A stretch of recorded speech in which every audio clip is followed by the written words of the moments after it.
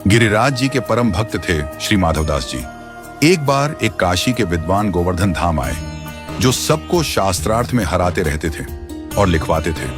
मुझसे हार गए हो, आज के बाद तुम कभी भी मुझे देखोगे दंडवत प्रणाम करोगे, और हस्ताक्षर करवा लेते थे। गोवर्धन में आकर उन्होंने पूछा, यहाँ कोई विद्वान है क्या? तो किसी ने माधवदास जी का नाम बता दिया। माधवदास जी तो अनन्य भक्त थे ठाकुर जी के। वो माधवदास जी की कुटिया में पहुंचे और जाकर बोले, अये माधवदास, मैं काशी से आया हूं, तुमसे शास्त्रार्थ करना चाहता हूं।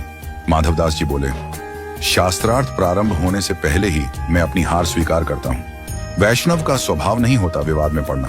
उन्होंने कहा, पत्र लिखो इस पर पूरा कि गोवर्धन धाम में मैं इस व्यक्ति से अपनी हार स्वीकार करता हूं। आगे से जब ये कभी भी गोवर्धन आएंगे, इनके खाने पीने सोने की सारी व्यवस्था मैं करूंगा। और नीचे हस्ताक्षर करवा लिया। काशी विद्वत परिषद के लोगों को जाकर उन्होंने कहा, मैंने गोवर्धन धाम के बहुत बड़े विद्वान माधवदास को हरा दिया। बोले, पत्र दिखाओ।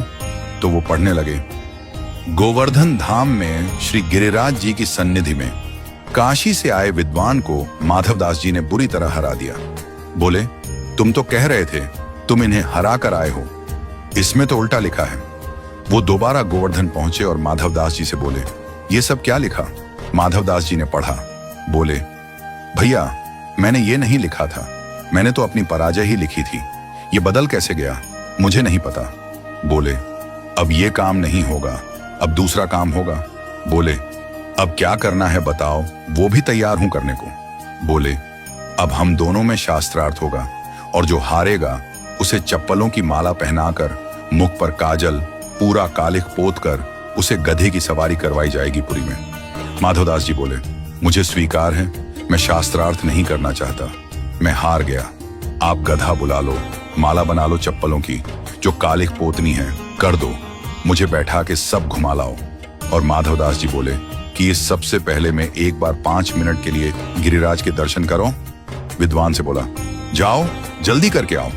जैसे ही माधवदास जी गिरिराज जी के दर्शन के लिए गए, गिरिराज जी माधवदास जी का रूप बनाकर बाहर आ गए और उस ब्राह्मण से बोले, हाँ भाई, करो अब शास्त्रार्थ।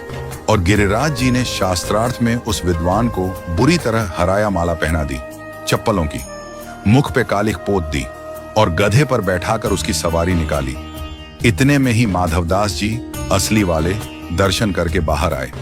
बाहर आकर देखा तो क्या पाया, गधे पर वही विद्वान बैठा है।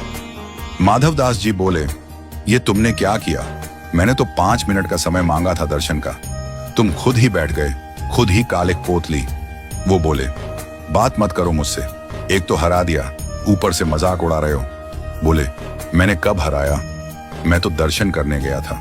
बोले, अच्छा, तो ये लोग सब झूठे हैं, सब लोगों के सामने तुमने हराया। माधवदास जी समझ गए। पीछे मुड़कर मंदिर की ओर देखा तो गिरिराज जी मंद मुस्कुरा रहे थे। यही है ठाकुर जी के हवाले छोड़ना। अपना कर्म अपने अनुसार करो, अपने पर निर्भर होकर करो, परंतु फल ठाकुर जी पर छोड़ दो। यदि आप वैष्णव हो, उनके सच्चे प्रेमी हो, वो आपको गिरने नहीं देंगे।